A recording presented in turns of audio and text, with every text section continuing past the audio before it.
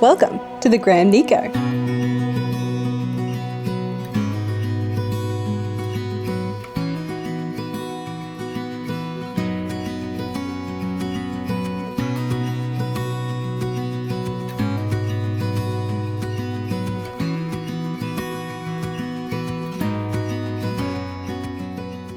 Today, I'm going to be reviewing the Grand Nikko Hotel.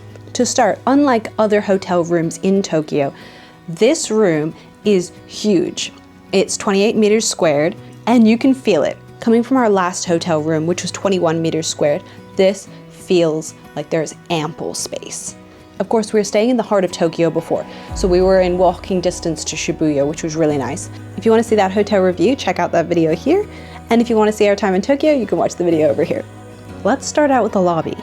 Have you ever seen anything like this? Because I haven't. This feels like such a fancy hotel to us because we really do not normally stay in places like this. The Grand Nikko Hotel is an official hotel of Tokyo Disney Resort and is located on the eastern side of Tokyo Bay. There is an all-day dining restaurant,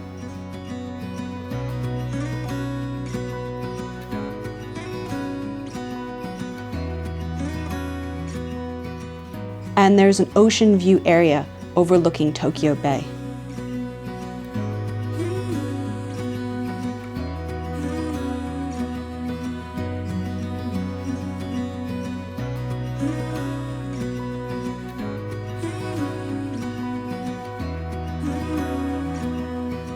The absolute benefit to staying at this place is the location of the Disney monorail. It is right next door. I don't think you can get much closer. I mean, Fantasy Springs is next door as well, so potentially Fantasy Springs is like 2 steps closer to the monorail, but you also have to pay like over $1,000 a night Australian to stay there. Bit of a difference here. At a leisurely pace, it's a 4-minute walk to the monorail, which will take you to Disneyland and DisneySea. Both are on the monorail and are a really quick loop. Now let me tell you about the room. Originally, I wanted to book an ocean view room because it sounded really beautiful and I love the ocean and I was like, I really want to book an ocean view room. However, it was close to $400 a night and I considered getting it because I wanted that special experience. But ultimately I was like, we're going to be at the parks for most of the days. I can live with whatever view this room has, if it's a car park view or whatever, right? This room was $280 a night, and that was a really good deal for the location of the monorail. So whatever the view was, it was fine. What they did not say in that booking was that not only do we have a view of the monorail and the 2 Disney castles, the Beauty and the Beast castle and the main castle, we have a full view of the fireworks every single night.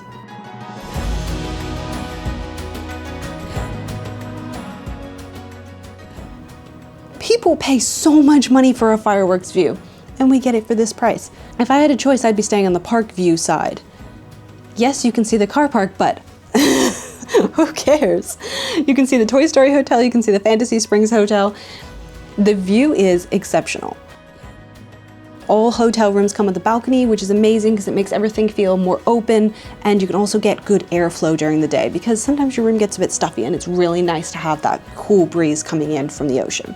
For this room, it was a twin bed, but they were happy to put the beds together, which made it a gigantic king bed. So we have a huge, huge bed, which is so nice. The power points and the lights are in the perfect place. So often, I don't know why, hotels do not have the power points near the bed. And it's very frustrating when you want to charge your phone or any other devices that you might want within reach at night. So the placement of the lights and power points are perfect. The room comes with fantastic amenities, all the coffee and tea and sugar and mugs and lotions and beauty products, and my favorite, the bath salts. They are divine. I have had a bath every single night and I use those bath salts. In fact, if the hotel sold it, I would just buy like a big bag of their bath salts because they are great.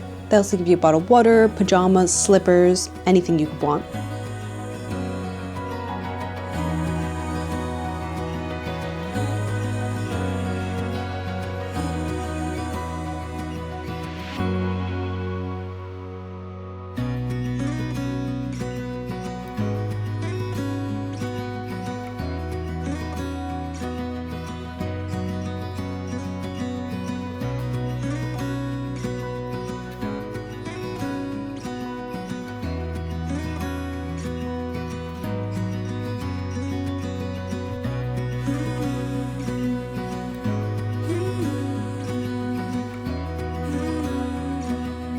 For room service, they have different options.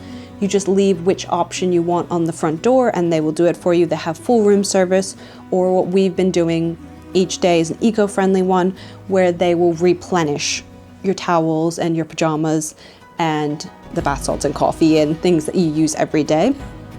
They'll replenish that for you, but they won't remake your whole bed and everything, which we just feel is unnecessary. It doesn't need to be remade every single day. But maybe you like that, and in which case they will do it for you. The service has been exceptional.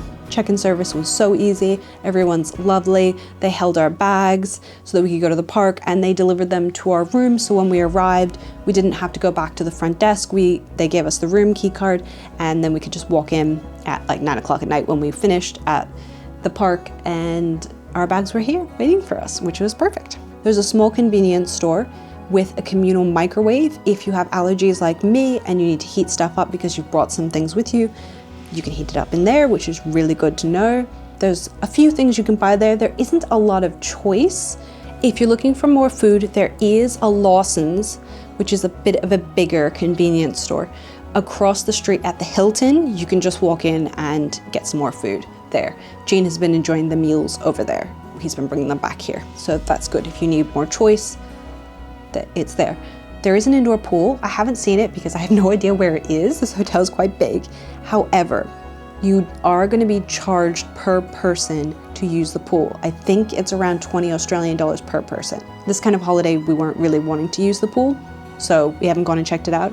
I know that fee is high, and especially if you have kids, having to pay for adults just to watch a kid swim is a lot of money, but that seems very common in Japan to have a fee for the pools. Just how it is, but it's good to know ahead of time so you can budget if you need to.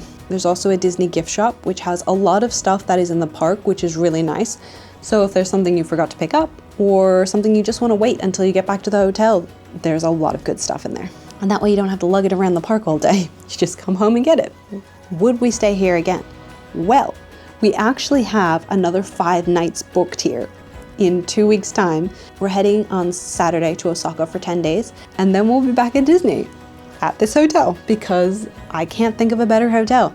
Would you stay at this hotel, or have you stayed at this hotel? Let me know in the comments. I hope you enjoyed this review. If you would like to see us at the Disney parks, DisneySea and Disneyland, please check out our videos. In our next video, we will be in Osaka.